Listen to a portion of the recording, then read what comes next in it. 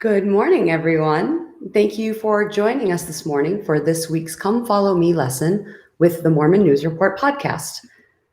My name is Jenny Noonan Dye, and I am joining you this morning from Provo, Utah, along with my husband, John Dye. He's just off to my side here. He's the one responsible for all that you're seeing on your screen for those of you who are participating via video this morning.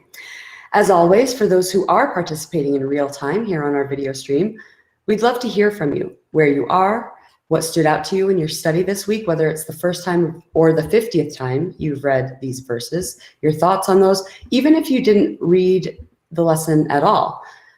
We get to as many comments as we can, just as we would if we were gathered together in person. We like to try to use this space and time as a supplement to your other Come Follow Me studies, to sometimes take a deeper dive into at least one aspect of the lesson that stands out. And we love having your participation and your feedback. I'm going to again excuse my co-host for the Mormon News Report podcast, Brent Malone in Detroit. He has a lot going on. We recorded a podcast episode not long ago talking about a lot of that. And just the same, we are so grateful to our good friend and co-host, and frankly, can we call you a thought leader? For our, I don't mean to insult you, the main influencer around here for our Come Follow Me lessons, all the way from California. It's Ben Bernards. Good morning, everybody. Thank you so much for joining. So glad to be here for yet another Mormon News Report, Hour of Power, a chapter of AP/D&C, adding to your Come Follow Me Sunday School lesson. Hopefully, we want to just kind of supplement whatever you're already getting out of your Sabbath day today. Think of us as kind of the extra set of crunchy leaves that you find in the middle of a nice walk with a brisk fall breeze. Delicious. AP/D&C. I like that a whole lot. Good morning to Judy Wheeler and also to Marcel Noble in Namibia, in Africa. Thank you for letting us know where you are. This week's lesson, today being Sunday, September 19th, in the year of our Lord Jesus Christ, 2021, the lesson is covering Doctrine and Covenants sections 102 to 105, and the title of the lesson is After Much Tribulation Cometh the Blessing. So, gosh, we know we're probably going to have a lot of really uplifting stories here. But here we are, and just as a matter of a little bit of, we'll call it word business, next week is September 26th, of course, and we'll talk about what that lesson will look like. But the week after will be General Conference, and so that week we will not be doing a Come Follow Me lesson here, but you can catch us the following week on October 10th. So, yeah. After much tribulation cometh the blessing. So basically, you're going to be miserable and suffer, but you'll be happy about it eventually. That's what it sounds like. That's kind of what it sounds like, right? I mean, and that's life, right? And so this week we have this wonderful topic of there's a lot of historical stuff to this. And part of the history is an episode of our heritage that sometimes has us scratching our heads. When we look at this, we're like, how did this happen? Why did this happen? Why would you go on this whole Zion's Camp march only to turn around and go back? And of course, when we are in this state now, we have the benefit of hindsight, which can offer a little bit more clarity and a little bit more focus. And sometimes we can look back at Zion's Camp and simply see one perspective of it and say, oh, this is what happened, and this is what you're supposed to get out of it. And we want to be able to look at it and examine it from all the different sides. I mean, that's the point of this class, right? Where we take a slightly more broader perspective and have a more full holistic discussion of it. So one of these challenges that we have today is figuring out what lessons can be learned from that. We may not be asked to walk the 900 miles there and then the 900 miles back, all on foot with wives and babies and wagons and horses and no air conditioning. And people got sick along the way, and maybe they had to wear masks and stay socially distant from their pioneer neighbors and all that kind of stuff. So it was a very, very difficult thing for them to do. Oh yeah, and Joseph was like in his mid-20s, and he's like totally new with this whole prophet thing. So a lot of stuff to dig into, and we're going to start off with kind of an interesting question, hopefully to prime the mental pumps here. I'd love to hear from either people in the classroom as well as John and Jenny. Opening question to kind of set the stage here. Can you think of a time when things did not go according to plan? No. And if you can, could you share with us? And then I'm also interested in the follow-up. How did you bounce back afterward? Anything come to mind? Well, who's that picture of right there? Definitely not me. Okay. Definitely. That's really something. I want to pause to say good morning to Ken and Logan. Thanks for joining us this morning, Ken. And like Ben said, if there's anyone out there who's participating in the video stream, if you'd like to type out your answer to this, we'd love to hear from you as well. As for me and my house, I mean, you know, like I kind of mentioned before we began recording, Ben, I don't know how deep you want me to go on this. I mean, this can be anything from, you know, one time gosh, honestly, it can be forgetting my lunch, going to work or school, right? Or one time I remember driving up to Sundance to go skiing and I had everything ready and I wasn't allowed to drive up the canyon because I didn't have four-wheel drive. Yeah. Or, I mean, if we're getting really, really real, there was that time, this is something that John and I share in common. There was that time each of us got married to a different person and that didn't work out. So, I mean, you know, you got quite a gamut of situations here. Sure. So your answer to that last one, you said that didn't quite work out. That seems like there's a bit more of the story there, and Sure. For privacy reasons, we won't pry. But help us understand when it says, "How did you bounce back?" Mm-hmm. I'm curious to know what you could share about bouncing back. Was bouncing back as instantaneous as a bounce is, or was it a walk back, or a hike back, or a crawl back, or did it even go back at all, or did you stay in that new position? So that's a really good question, because when you say, was it as quick as a bounce? You know, if you think about a basketball, right? That is a rather quick rebound, even though I know that's not what a rebound is in basketball. But there are things that we can bounce back from that are quicker. Things like, oh, I forgot my wallet in the car or whatever. They're more of annoyances. And then other things that are, you know, years in the making, I guess. And as for that situation, and I know that I'm not alone in this situation, that others have had the same. It wasn't so much a bounce back as, and I've talked about this on the podcast before as well, but it sure was a lot of actual taking a step with faith into the darkness. So again, like you mentioned before, in hindsight, we can look back and say, oh, well, this, and I guess if we have an eternal perspective, sure, we can call that a bounce back. But the journey back, maybe I would say, required a lot of faith, and the kind of faith that I had never experienced before. So that's wonderful. Thank you for sharing. Could I read a couple of comments here? Sorry, Ben, just a second. I don't. We don't hear you, so we're gonna try to figure out why that is. Can you hear me now? Hold on.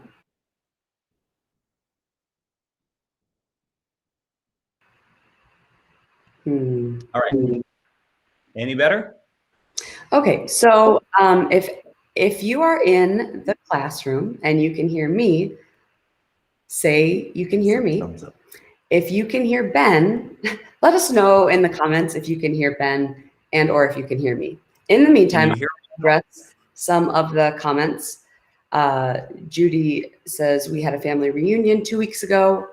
Our little granddaughter got bit by one of the family members' dog. Oh, sadly, they ended up in the emergency room. Tony, hello from England. Judy says, how did we bounce back? We invited my daughter and her family back down to our home yesterday, took them to the farm, gathered rocks, came home and painted them, took them out to eat, and they went home again. Lovely day. So that's great. That sounds like something where there was a sad situation and there were efforts made to bring everybody back together again. So we have people hearing. So both. everyone's saying that they can hear both of us. Ben, can you hear me? Yeah, absolutely. There you are. Yay. Okay. I don't know. Hey, we're here. All right. So. Okay. Yeah. Awesome. Speaking of bouncing back. Yeah. Thank you for that wonderful example. I mean, we scripted that so perfectly. Great job. Okay. And I've got to bring up this. Does anyone remember this?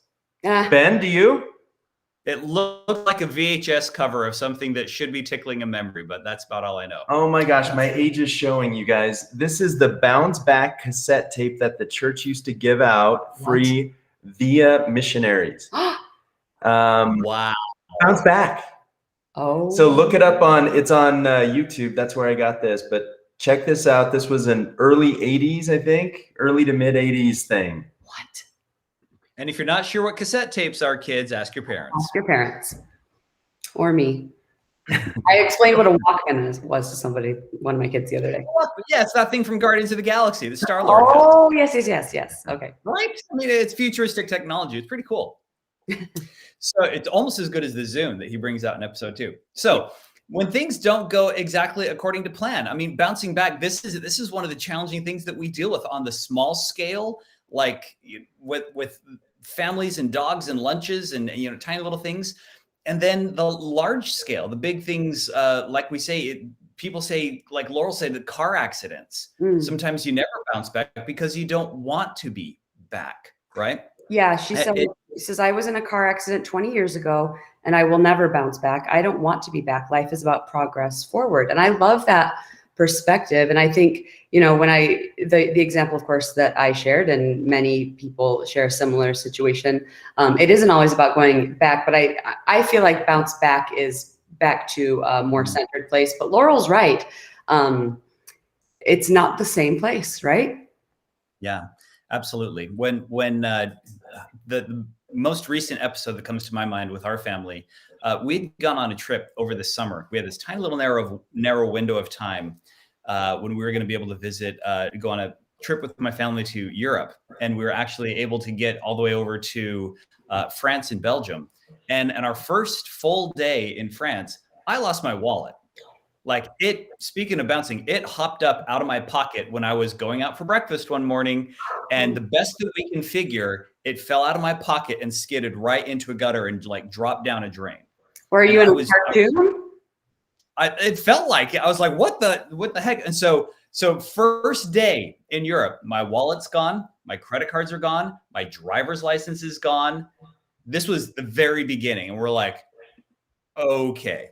And this is after we had already found out that our passports were invalid and our hotel reservations fell through. Right. Like everything that could have gone wrong went wrong.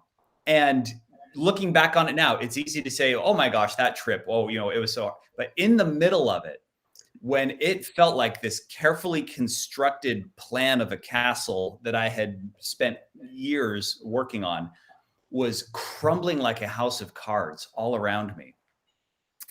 And when the depression hits and when the sadness and the agony hits, when you're sitting there in absolute heartbreak, thinking about how my kids are going to be so hurt and so disappointed, when I found myself holding myself like this and instinctively rocking back and forth, I knew that something inside was hurt in a way that could not be expressed any other.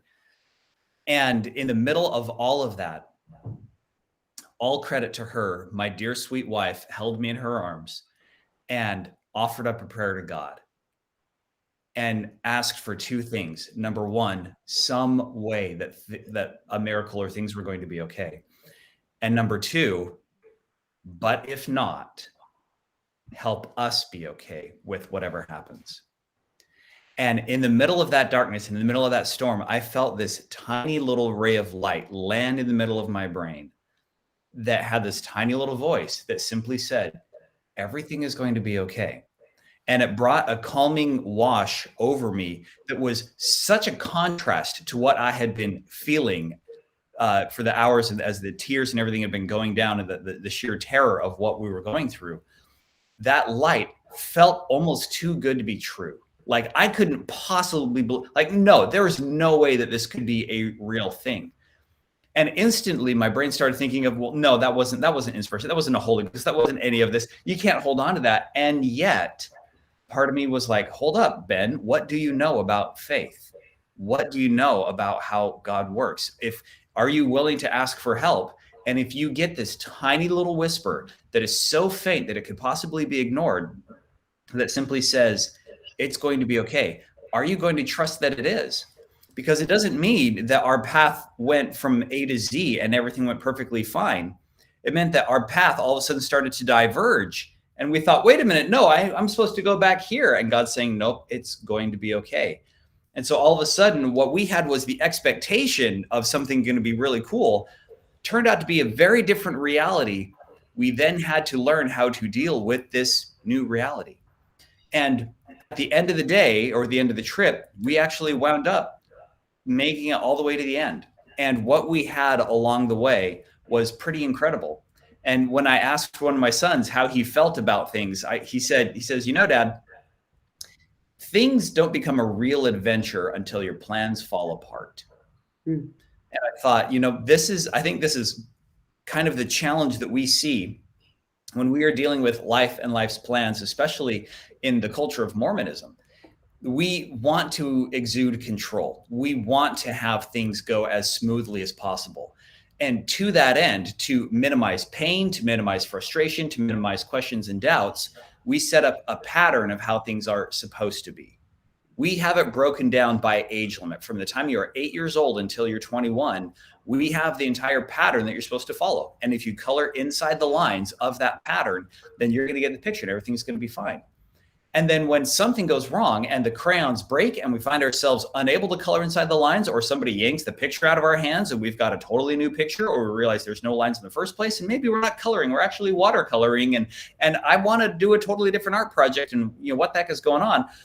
At the end of it, we realize, wow, patterns don't always work. And because of that, when we think life is supposed to go one way and it actually goes a totally different way, then that leaves us questioning, why did we have a pattern in the first place? Why was there a path? Why was there an entire plan? And perhaps the lesson of all of this is we have to learn how to be more resilient for when things don't go according to plan. So with that long-winded introduction, or kind of a moral of the story right up front, let's touch briefly about the Zion's Camp March, what it was and what happened and why. Okay. So we have two groups of saints. We've got the ones that were expecting great things in the commercial, and then we've got the reality of what is actually happening, which was not quite as good as the commercials. We've got the people that have gone west in advance of the other saints in Kirtland, and they've settled 900 miles away out in the Missouri frontier. And they thought that they were going to be setting up a theocratic city that was going to legally exist as an entity that was going to be a city of God. They thought that Jesus was going to come down. They thought that the second coming was imminent, and that the American government was going to fall to pieces, and we were going to be establishing this brand new city, and it was going to be the millennial reign. So they sent people out there, and instead of this big, beautiful, wonderful valley with all the resources waiting for them, they found a dusty, dry, kind of ugly frontier town.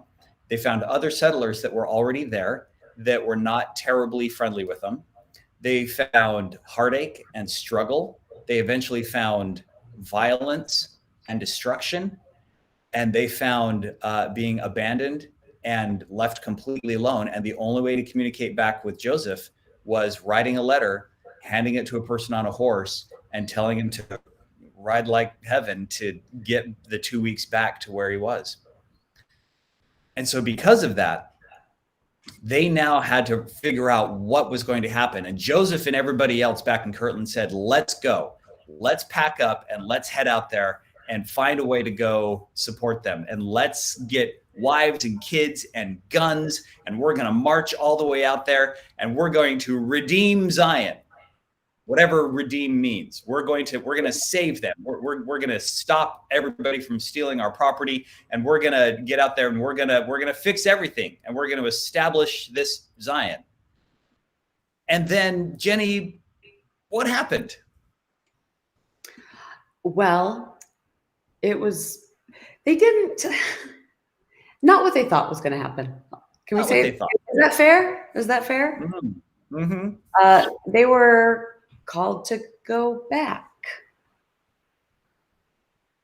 And like, how far did they get before they were called to go back?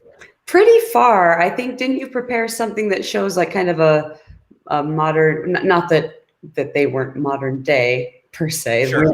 We aren't looking at ancient maps, but just to kind Yeah, of. John, if you pull up number 4. Okay, so here's a map. So this is the actual overland route that they took, showing that they started in Kirtland over here on the east on May 3rd. All right, so keep track of the calendar here. May 3rd, they departed.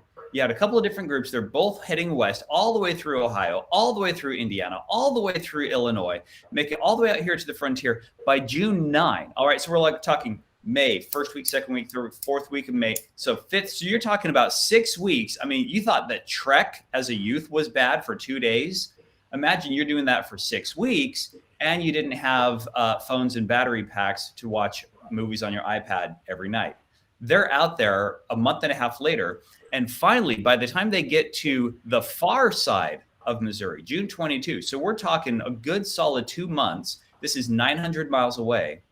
They receive another revelation. Basically, God says, okay, it's time to turn around and go home. At the end of the day, the attempts to negotiate a return of the LDS property in Missouri were fruitless. Joseph Smith decided to disband the camp. A lot of them thought that they should stay and fight. A lot of them fought with Joseph Smith and the other leaders. A lot of people got very, very sick. A lot of them contracted cholera. And some people viewed the cholera epidemic as a sign from God, even that they were being punished, even though Joseph Smith himself caught the cholera. And eventually, this march all the way down there failed in its original objective. 14 people died, and they turned around and they went home. Let's take a look at some of the verses that's here. John, would you pull up slide number 5 here, please? And we'll come back and we'll talk about this whole idea of resilience. Number 5. Jenny, would you mind reading these for us? This is D&C 105, 5 and 6. Happy to. And Zion cannot be built up unless it is by the principles of the law of the celestial kingdom. Otherwise, I cannot receive her unto myself. And my people must needs be chastened until they learn obedience, if it must needs be, by the things which they suffer. And I'll go on to 9 and 10 and 19. Therefore, in consequence of the transgressions of my people, it is expedient in me that mine elders should wait for a little season for the redemption of Zion, that they themselves may be prepared, and that my people may be taught more perfectly and have experience and know more perfectly concerning their duty and the things which I require at their hands. I have heard their prayers and will accept their offering. And it is expedient in me that they should be brought thus far for a trial of their faith. All right. What do we make of this, Jenny? What do you think? I mean, there's a lot. Which part, right? I mean, honestly, to get to verse 19, like you shared, that's comforting. I will accept their offering. But this shows that, yeah, things don't go according to our plans and things aren't always easy, right? Yeah. John? One thought too, Ben, Zion, this originally was called the Camp of Israel. And then I think Wilford Woodruff, who attended and made copious notes, he's the one that kind of coined the term Zion's camp. When you think of Zion, what do you think of? I mean, there's multiple entendres, to that word. One is actual land, right? Going back to Jackson County and redeeming the land. The other is it's a place, right, where the pure in heart reside. And so could we be thinking, or could they have been thinking, that we've got to go back and emancipate the land and do more because we purchased these farms and these people pushed us out to Clay County and to Liberty, and now we, now all these bad things are happening. We need to go back and reclaim our land. Really what we saw was he was reclaiming their hearts, right, and preparing them for what was to come, based on the quorum of the 12 and the 70 that were soon to be called. Yeah, absolutely. And in anticipation of those things that were going to come, it's fascinating to look at that. If we believe in heavenly parents that are omniscient, then they would have known that people were going to fight along the way. They would have known that people were going to get sick, that people were going to die. They would have known that by the time they got all the way out there to Missouri, that they would not have been in a state that they could actually defend themselves physically, let alone be in a place spiritually to actually redeem this. Like they knew the end from the beginning, and yet they sent them anyway. So a lot of people did criticize Joseph Smith. They say, wait a minute, we walked all the way out here for nothing. And this is where they realized that the point was never about redeeming the actual physical land. They questioned, why would he march them all that way only to send them home? Because perhaps the entire point of the march, like John was saying, it was never about redeeming Zion, the place, but redeeming Zion, the mindset, right? Redeeming their own hearts. So this gets to this idea of what we call resilience. John, if you'd pull up number 3 real quick. This idea, this is something that actually I deal with quite a bit in my personal life, this idea of resilience. And it's one of those words that a lot of people you probably hear it, you probably use it. It has 2 different definitions. Number 1, the capacity to recover quickly from difficulties, like toughness. Oh, we're so resilient in the face of struggles. And we can tell our kids, put on that COVID mask because you're going to be resilient in the middle of this. But I like the second definition here, the ability of a substance or an object, right, something to spring back into shape, elasticity. Like how well can it actually come back? If something is highly resilient, like this rubber band, then when I stretch it and stress it, it comes right back to where it was. So it can snap, it can be pulled all these different directions, but it doesn't actually break because it's highly resilient. And because of that, it's very, very useful. So in my professional life, I deal with a lot of computers. And one of the things that we have to deal with is lots of people signing into our computer services all at the same time.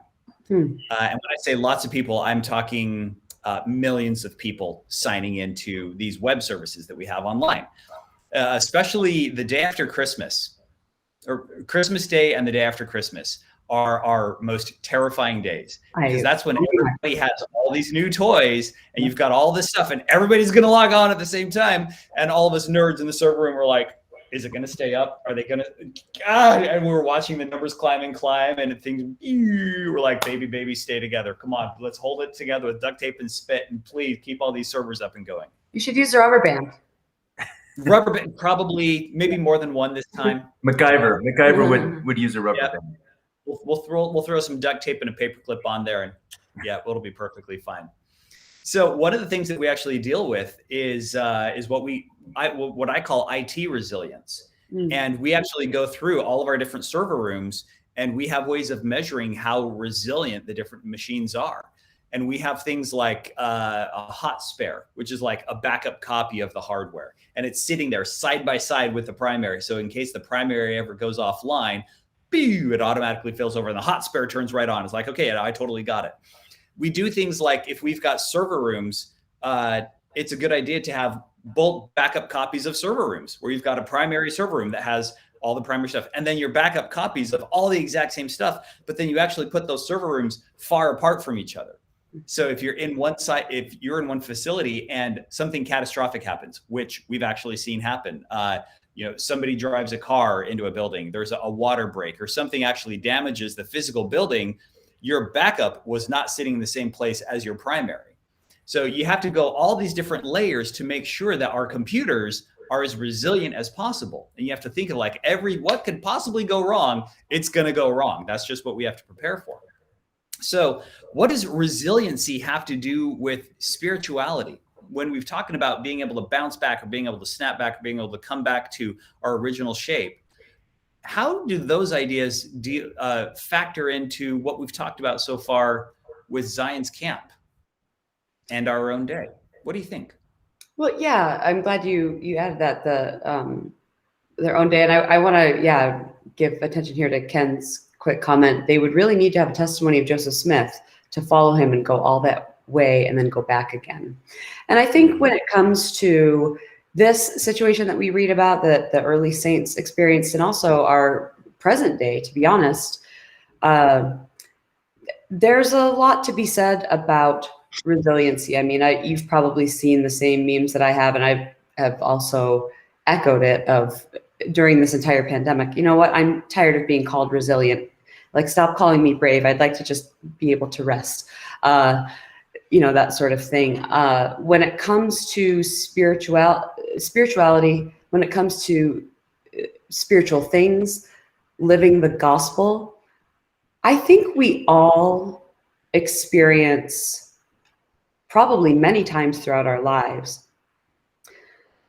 situations where we are faced with, this isn't only not what I thought it was, this may be the polar opposite.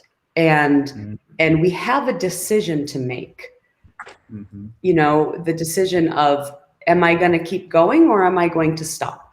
Like Ken's comment, do I believe that Joseph Smith is a prophet? Am I going to do this again? And to me, that's where it comes in. And it's not, again, it's not exclusive to the early saints. We face similar things today in our own lives, sometimes collectively as a group, sometimes, if we were asked to pay 12% tithing, which I know it doesn't even make sense, but, as a group, there would be resilience required, right? Anytime we are asked to do something. Ben, are you familiar with improv? A tiny bit. Yeah. So, when it comes to performing, and especially comedy, many people have heard of improv and improv groups like the Groundlings or UCB, all those things, and many famous people that you'd be familiar with in show business have that training. People on Saturday Night Live, movie stars, etc. But the concept with improv is you're on stage, and as opposed to performing the piece which you have rehearsed over and over again, you are essentially thrown things, getting things thrown at you, new situations, new ideas.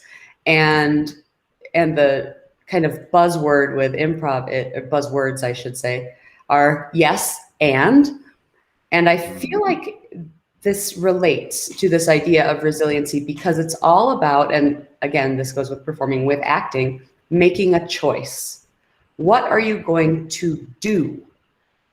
That, of course, can be based on what we believe, but often we find ourselves, I think, almost completely sidelined or steamrolled with I don't even know what I believe at this point, but I'm still going to make a choice to act until I can bounce back, until I can kind of get my bearings.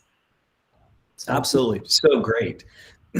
Over the past couple of years, we've seen a significantly large number of Latter-day Saints that have struggled with pandemic, with their own local responses to it, with church's response to it.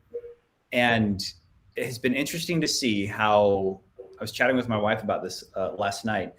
At the beginning of the pandemic, there were a lot of voices that said, we thank thee, O God, for a prophet who was a doctor at the beginning of this pandemic. Isn't this great? And a surprising number of those same voices a year later did not have the same response when the vaccine came out or when mask requirements came out. Or when that prophet doctor asked them to. Yeah. And what I've seen is that it can be very difficult it's easy for us to say, well, just have faith. Just have faith in Joseph Smith. Just have faith in President Nelson. But let's be honest, it's not always that easy, because sometimes having that faith, that's a really charged phrase, because it means that we have to set aside the things, my own plans. I have to set aside my knowledge. I have to set aside my own preferences. I have to set aside my view of myself as a competent, moral, intelligent person.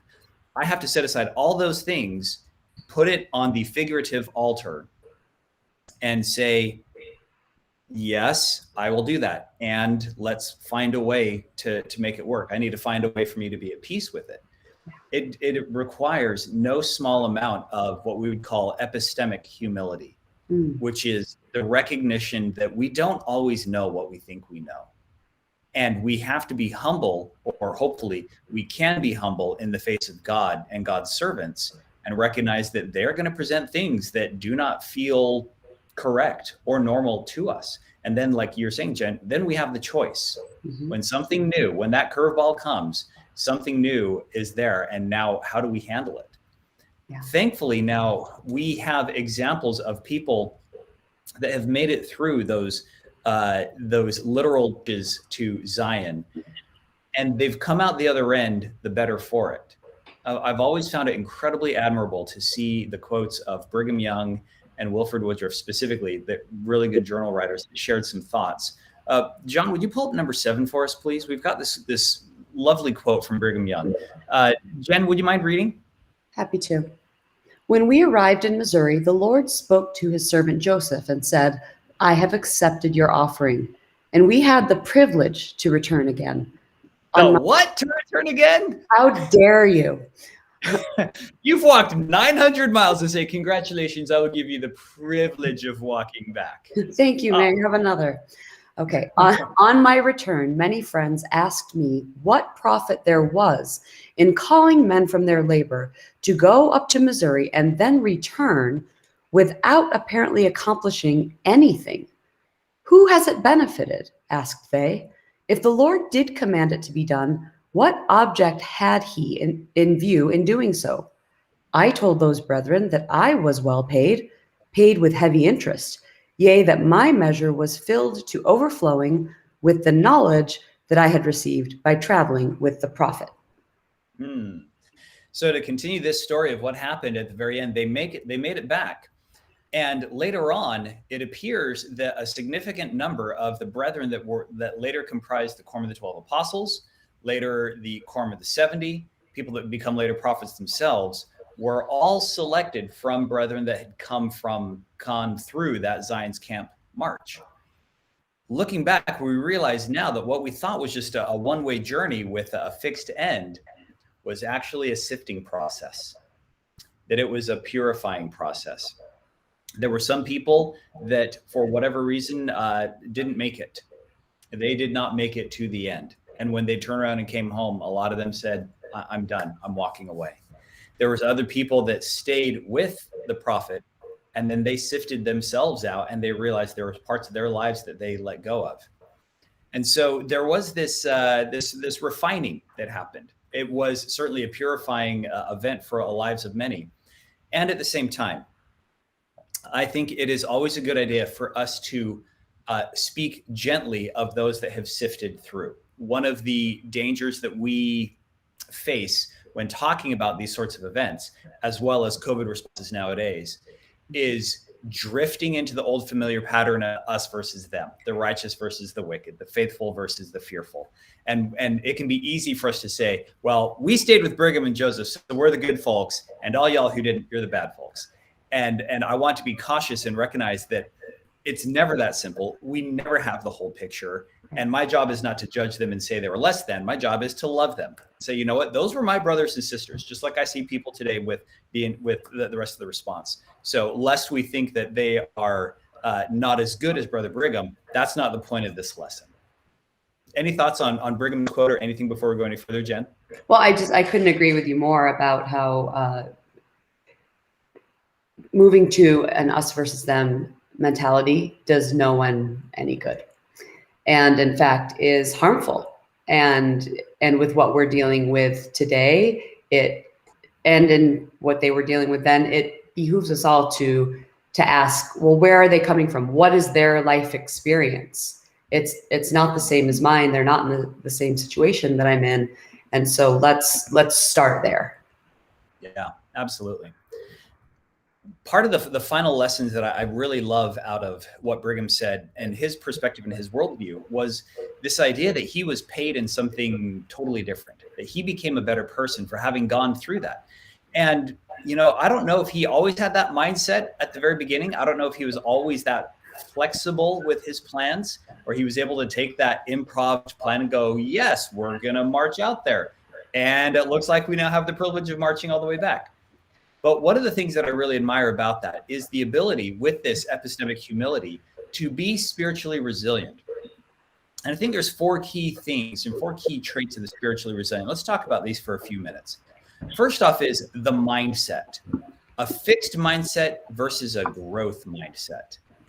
The fixed mindset is the person that says, I'm not good enough because I don't have the skills. I wasn't born with it. I have to prove that I'm smart. I have to prove that I'm talented. I'm going to avoid challenges because I'm afraid. I'm going to stay away from the hard labor because it's difficult. If somebody criticizes me, then I feel threatened when other people get success because there's a fixed small amount. Whereas a growth mindset is a person that says, I'm going to do my best and that's good enough. I'm going to try to improve how I see things and improve my skills. I'm going to try to engage in challenges that improve me. I'm going to try to persist in overcoming obstacles. And if somebody offers me criticism, then you know what? That's an opportunity to improve. And when I see other people succeeding, then that is fabulous. I am happy for them because everybody has a chance to grow. The second key thing here of a spiritually resilient person is the way that they can handle decisions. And this is kind of like what you were talking about, Jen. Scripted versus improvised. Scripted decisions is where, we make up the entire decision up front, where we say right at the very beginning, this is the way it's going to be. I decide, I create the thing spiritually, and then I create it physically, where I'm going to walk through this entire plan. And then once I actually get to make that decision, regardless of what happens, we're going to try to stick with the original plan. And anything that deviates from that original plan is considered a failure because we did not live up to whatever our original script was. Whereas the improvised decision recognizes that you're going to have a general starting point and you have a general endpoint that you're going to want to get to.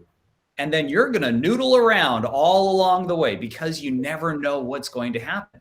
And so, go ahead and start with your plan, but be willing to change it. Go ahead and sketch out your outline of how you think things are going to go and be willing to erase it. Don't write it in Sharpie right off the very beginning. We have to be willing to take things as they get thrown at us. The third item of a spiritually resilient person deals with how we handle initiative, if we handle with it at all. In addition to the fixed mindset and handling scripted decisions, you'll see a certain group of people that will wait for instructions because they believe that they are fixed in their capabilities and that they have a set script that they're supposed to follow. They will wait for those instructions before going out and taking initiatives. Somebody will tell them what they need to do, and they will go and they will follow through because that way they can stay on the plan, they can stay on the script, they can stay exactly where they need to do. And anything besides what they've been instructed with from the top down can feel threatening or terrifying or disempowering to them.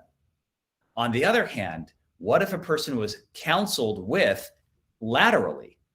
And if that person, maybe they're a leader, but what if they got side by side with a person and instead of saying, here's how you're going to face the problem, maybe they sat there side by side with a person and says, okay, how can we tackle this problem? Because we're all in this together.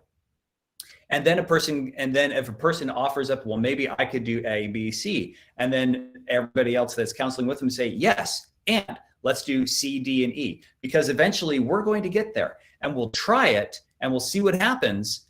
And if we wind up at the end, then fabulous, because how we actually get there maybe is not as important as that we try to get there and do our best. And the final one is about the entire worldview, how you treat the humanity around you. A lot of people with a fixed mindset have what we call a zero-sum game. meaning that if you add everything up, there's no remainders. It is a zero sum. And in a zero sum game, there is one winner and everybody else is a loser. And if you believe that that world is a zero sum game, then this means that you feel that you have to be the winner and therefore everybody else has to lose. So when somebody else tries to become successful, that can be threatening because that means that you're going to be the loser. If you are a zero sum person marching all the way to Missouri, then the only thing that counts as success is arriving in Missouri with guns locked and loaded and you get your property back. And then everybody else goes and leaves you away. On the other hand, a person with a growth mindset that is willing to improvise their decisions and will counsel when it comes to taking the initiative, they can view their life as an experiential co-op. Now, that's a lot of words to say. Co-op means cooperative, right? We're doing this together. We're all on the same team. It's not you versus me, but we're all in here together. And it's experiential rather than conquering. Experiential means we're here for the ride. We are here for the journey before the destination. And everybody's going to have a different journey with us. And because of that, they're all in for the experience as well. All right. Before we wrap it up, Jen and John, anything stand out to you here? Any other highlights or comments you'd like to add? I really like how you put that together, Ben. And I just want to mention that that a lot of the things that you've listed, a lot of the traits that you've listed in red here on this slide, it's not necessarily that they are bad or evil. And I say that because if we really got into things, we could point to, the culture of wherever we happen to live. We could point to gospel culture or local culture or whatever it is, and say that those things exist. And so that's not what we're saying here. For instance, with decisions, scripted and improvised, your script was to go to Europe and not lose your wallet and then this, right?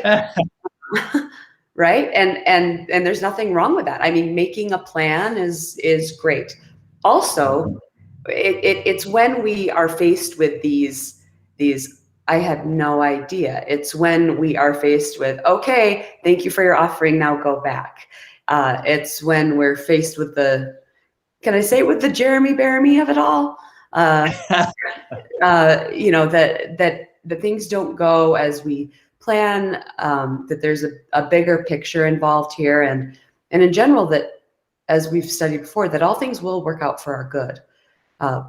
And how we approach those situations contributes to our good.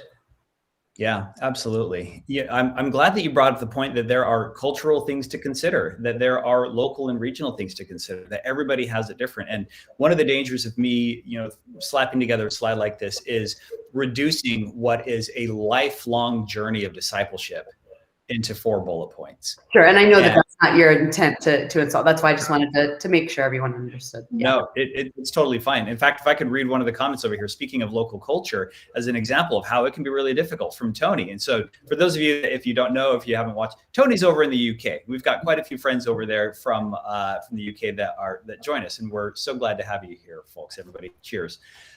Tony says, with regard to bouncing back, et cetera, for me, I've been a bit of a recidivist, just like ancient Israel. I joined the church when I was 22. I loved it. I thought, yes, I want this. I'm doing this. 6 months later, I'm falling back into the old behavior that I lived my life up to then. My spirit was willing, but the body needed controlling. I struggled with the word of wisdom. Going to the pub with all of that entailed as a worldly 22 years old young man took some time for me to conquer. Thank you for sharing, Tony, and for being vulnerable and authentic enough to bring that story, because haven't every single one of us had that sort of an experience where we've made a decision to alter our path, and then we find ourselves metaphorically going back to the pub because the spirit is willing, but the body is weak, right? And that's kind of the entire purpose of this life, is to learn how to have that discipline and how to overcome it. And this, I think, is part of the glory of the message of Christ's grace, is that if we had a fixed mindset and a limited worldview where we have to follow the scripted decisions, there is no room for grace, because we're either good from beginning to end, or we're evil, right? We either get 100% wrong, we stay on the straight and narrow, or we're off in the lone and dreary wilderness. But Christ's grace is the one that enables us to say, okay, let's counsel together. How are we going to tackle this? We know that we need to, okay, we're still going back to the pub. Okay, well, how can we do it, day one? We're starting over. We're trying again. And that's not to say that we get a free pass to keep trying over and over again as many times as we want, but it is to say that every time we want to say, I'm going to do a little bit better because I've been through something incredibly hard and I don't know if I can make this. This is where God stands up and says, it's okay. You're here for the experience. You're here to learn how to be more resilient. You used to be so rigid that a tiny little bit of pressure would snap you. And God is saying the only way that you're going to make it through this is if you are something that is flexible. And it is that empowering capability of repenting and changing and transforming and becoming somebody new that changes us into something new. And by the time we get to the end, we're somebody totally different. There's a final quote that I want to share from Wilford Woodruff. John, if you wouldn't mind, please pulling up number 9 there, please. This was actually, sorry, no, this is not Wilford Woodruff. This was David A. Bednar. We'll put a link to this in the show notes and we'll share it on the Facebook page. An article and a talk that he wrote called On the Lord's Side, Lessons from Zion's Camp.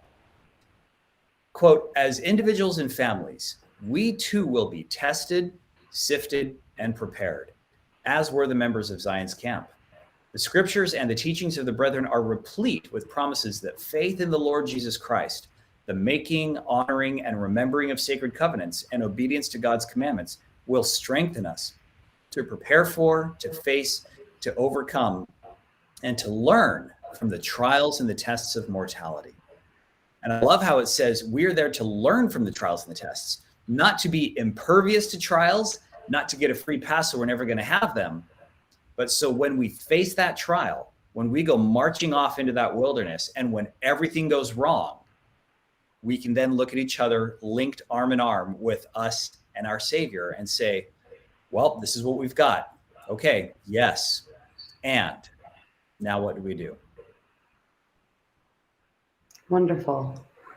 Thank you, Ben. Thank you so much for all your thought and preparation. That was a really good aspect to take that deep dive into. So thank you very much. Thanks to everyone who joined us as well in the class. I know that everyone was so generous and thoughtful with their comments. I'm sorry we didn't get to all of them, but they will remain here in the video feed for everyone else to read and enjoy. Thank you for that. Thanks to John Dye for being here and showing us what's on the screen. Next week, Sunday, September 26th, the lesson is called To Have the Heavens Opened, and that covers Doctrine and Covenants, sections 106 through 108. And that's 2 very short sections and 1 pretty long section. So we will join you here next week for that. In fact, right now I'm just going to say, go ahead and keep your eye on the Mormon News Report Facebook page for an announcement about how next week will go. And thanks to everyone. We hope you have a great week, and we will talk to you again soon. Thank you.